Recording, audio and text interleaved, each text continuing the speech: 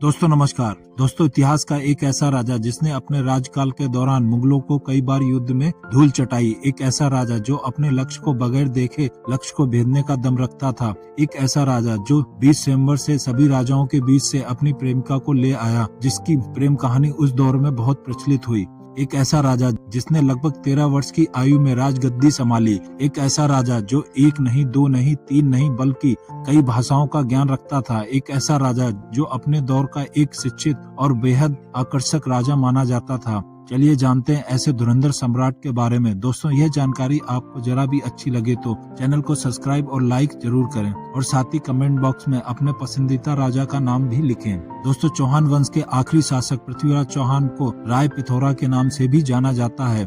पृथ्वीराज ने 12वीं शताब्दी के दौरान अजमेर और दिल्ली के इलाकों में शासन किया था। इनका जन्म अजमेर के राज घरानों में हुआ था।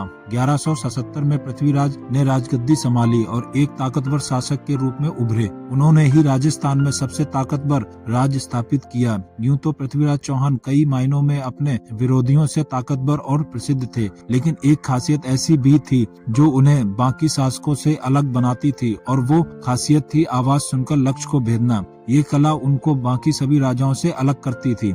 दोस्तों पृथ्वीराज के विषय में कहा जाता है कि वे एक शिक्षित और बेहद आकर्षक राजा थे। उन्हें लगभग 6 भाषाओं का ज्ञान था, जिसमें संस्कृत, मागधी, पैसाची, सौरसेनी और उपभ्रंश भाषा शामिल है।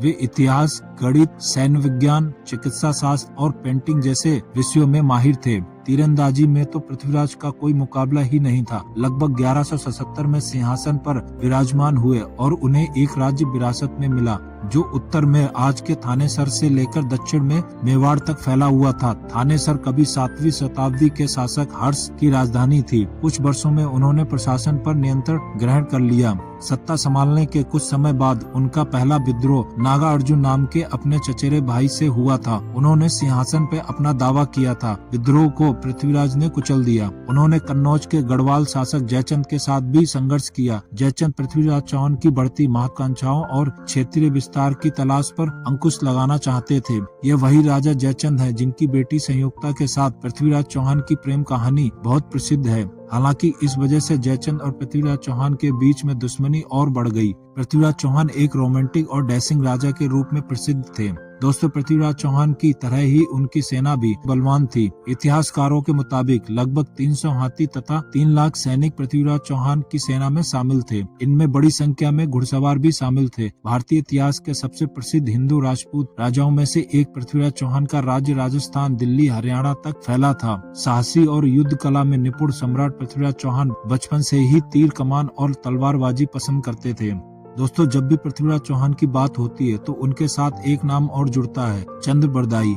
अब ये चंद्रबरदाई कौन थे? चंद्रबरदाई और पृथ्वीराज चौहान दोनों बचपन के दोस्त थे। इसके बाद चंद्रबरदाई एक कवि और लेखक बने। उन्होंने महाकाव्य पृथ्वीराज रासो लिखा। पृथ्वीराज चौहान ने युद्ध में मोहम्मद गौरी को 17 बार हराया। तराइन के प्रथम युद्ध में सन 1191 में मुस्लिम शासक मोहम्मद गौरी ने पृथ्वीराज चौहान को हराने की बड़ी कोशिश की, लेकिन उसको सफलता नहीं मिली। इसके अलावा पृथ्वीराज चौहान इतने दरियादिली थे कि मोहम्मद गौरी को हर बार माफ किया और छोड़ दिया। यह उनकी जीवन की सबसे बड़ी गलती थी, जिसके चलते आगे उन्हें इस गलती का परिणाम भी भुगतना पड़ा।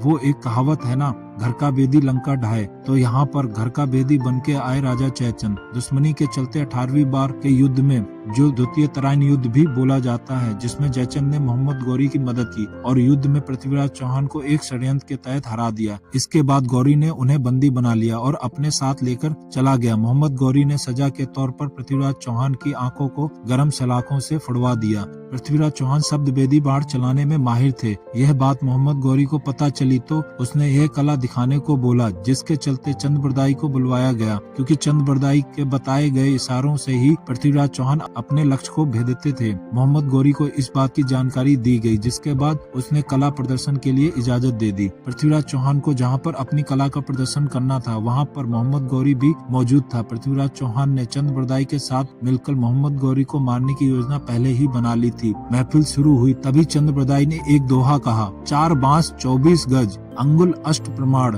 ता ऊपर सुल्तान है, मत चूके चौहान। इस चौपाई के जरिए चंद्रप्रदाय ने पृथ्वीराज चौहान से सुल्तान की दूरी और ऊंचाई के बारे में बताया था, जहां पर गौरी बैठा था। अपनी आंखों को गवा चुके पृथ्वीराज चौहान ने इस दोहे को सुनते ही बगैर मौका गवाए मोहम्मद गौरी को अपने शब्दभेदी बाण से मार दिया। हालांकि बताया जाता है कि इसके बाद पृथ्वीराज चौहान और चंद्रप्रदाय ने दुर्गति से बचने के लिए एक दूसरे को मार दिया और कई इतिहासकार यह भी बोलते हैं कि गौरी के सैनिकों ने इन दोनों को मार दिया। जो भी हो, पृथ्वीराज चौहान ने अपने अपमान का बदला ले लिया। पृथ्वीराज चौहान की मरने की खबर सुनने के बाद रानी संयुक्ता ने जौहर चुना और सती होके अपनी जान दे दी और इस तरह एक धुरंधर सम्राट इतिहास के पन्नों में अमर हो गया। दोस्तों, आपकी क्या राय है पृथ्वीराज चौहान और मुगल सम्राट के बारे में? कमेंट बॉक्स में जरूर लिखें और साथ ही यह भी लिखें कि अगला वीडियो किस साम्राज्य के बारे में बनाएं। दोस्तों, आपको यह जानकारी जरा भी अच्छी लगी हो तो चैनल को सब्सक्राइब जरूर करें। ऐसे ही किस्से और कहानी सुनने के लिए चैनल को सब्सक्राइब और लाइक करें। बहुत ही जल्द मिलते हैं अगले वीडियो में, तब तक के लिए धन्यवाद। भारत माता की जय।